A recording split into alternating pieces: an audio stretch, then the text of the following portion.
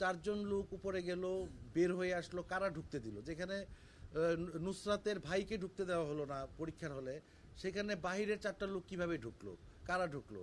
তো ভারপ্রাপ্ত অধ্যক্ষ সাহেব এই ব্যাপারে উনি ছিলেন, উনিও কিছু বলতে পারেননি, বা আইন শৃঙ্খলার দায়িত্বে যারা ছিল তাদের একজনকে আমরা জবানবন্দি নিয়েছি সদস্যের, সেও বলতে পারেনি। আসলে এই ঘটনাটা খুবই পরিকল্পিতভাবে সকলের চক্ষুর অন্তরালে ঘটেছে। এবং যেহেতু একটা শিক্ষা প্রতিষ্ঠান, প্রথমে ক্লাস চলছিল, ক্লাস শেষ হওয়ার পর আবার পরীক্ষা হয়েছে, ওই পরীক্ষার সময় 144টা ছিল। তো এই পিরিয়ডে কেউ পূর্ব পরিকল্পিতভাবে, আমাদের ধারণা যে পূর্ব পরিকল্পিতভাবে তাকে হত্যার উদ্দেশ্যে উৎপেতে ছিল ছাদের মধ্যে। 6/4/2019 সালের ঘটনায় একটিভ পার্টিসিপেশনে ছিল 4 জন, এবং ছাদের মধ্যে তার গায়ে আগুন লাগানো হয়, এটাই সাক্ষীরা বলেছে।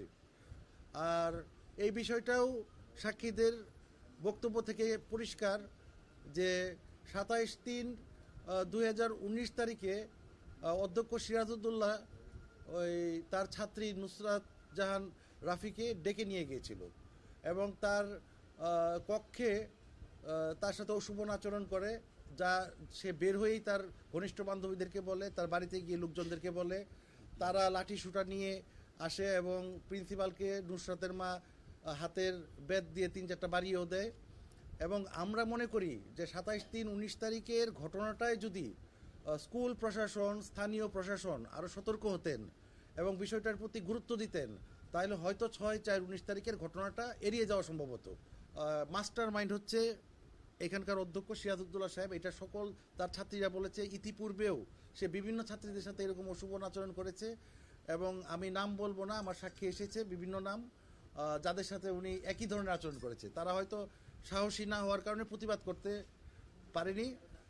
নুসরাত জাহান রাফি সাহসী ভূমিকা রেখেছে। সে নারী অধিকার, নারী জাতির সম্মান এবং নারী জাতির ইজ্জত রক্ষার জন্য যে সাহসী ভূমিকা পালন করেছে, তার জন্য আমরা তাকে স্যালিউট জানাই।